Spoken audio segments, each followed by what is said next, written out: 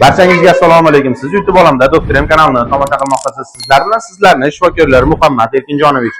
Azizlar, hozir e'tibor bergan bo'lsanglar, gripp, ORV, ORZ, umuman gripp deb aytib, xalq tilida juda g'alati kechyapti. Ko'pchilikda sirazi isitma, tomoq og'riq yoki bo'lmasam yo'tal, hattoki tomoq qichishib yo'talga insonlar shikoyat qilishni boshladi.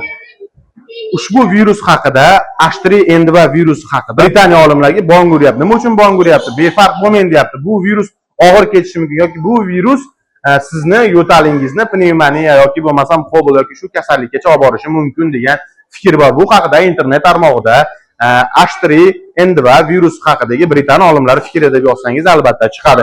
Shuning uchun sizda, bolangizda yoki bo'lmasam yaqin do'sti birodaringizda, qo'm qarindoshda, qo'shnilaringizda gripp, ORV, ORZ, umuman grippning alomati tomoq og'rig'i, burun butishi, bosh og'rig'i yoki bo'lmasam isitma 38 dan baland bo'lishi yoki bo'lmasam kalta yo'tal, tomoq qichishib yo'tal yoki balg'amli yo'tal bo'lganda terapevt va pediatrga borgan holda lecheniya qilish kerak. O'z boshimchalik lecheniya qilmang.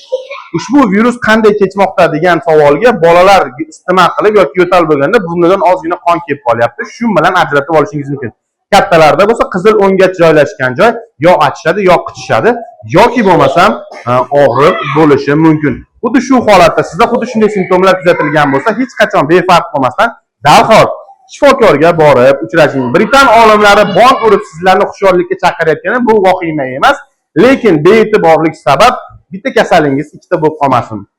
H3N2 virusi bu hazillashadigan yoki bo'lmasam oddiy sizlar oyoq yurg'izib o'tkazadigan gripp emas. Yo'tal bo'lishi bilan birga albatta tana harorati tushmasdan hozirda ko'pchilikni qiynamoqda. Men sizlarni ogohlantirdim.